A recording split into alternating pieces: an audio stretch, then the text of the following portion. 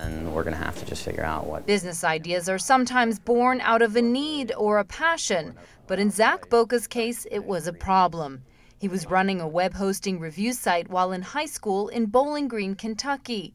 Boca spent so much time focusing on the shortcomings of the industry that he decided to start a web hosting company of his own. Online, he met Chicago teenager Daniel Ushman, who had his own internet advertising firm, and the two decided to join forces, meeting in person for the first time when Boca moved here in 2003. I don't think that would be too hard. Boca and Ushman started mid-phase with $1,500 in personal savings. That company grew to $16 million in sales and was acquired by a British firm in 2007. They took their money and founded another company, SingleHop, also a web hosting firm.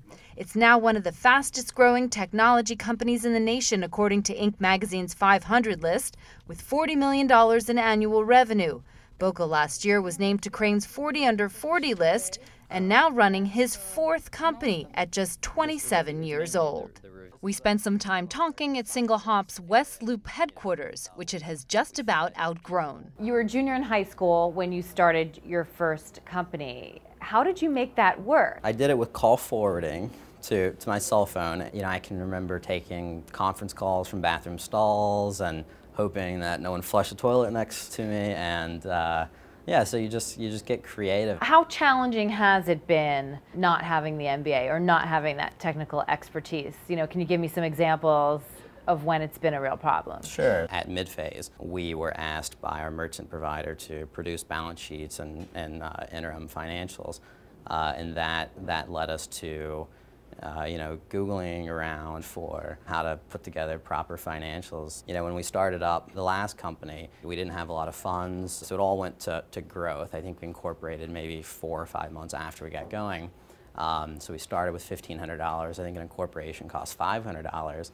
So if we had spent 30% of our capital on getting just incorporated, then we probably wouldn't have grown. Not to say don't set up any structure, but some people spend too much startup capital on things other than growth or other than developing your product. Well, let's talk about that growth, because you said you're growing at 5% a month. Do you think that's a rate that is sustainable or could even get better? Sure. You know, I think last year we grew 100%. The year before we grew 600%. So I think as we get larger, you know, that percentage-wise, we expect that to drop a bit.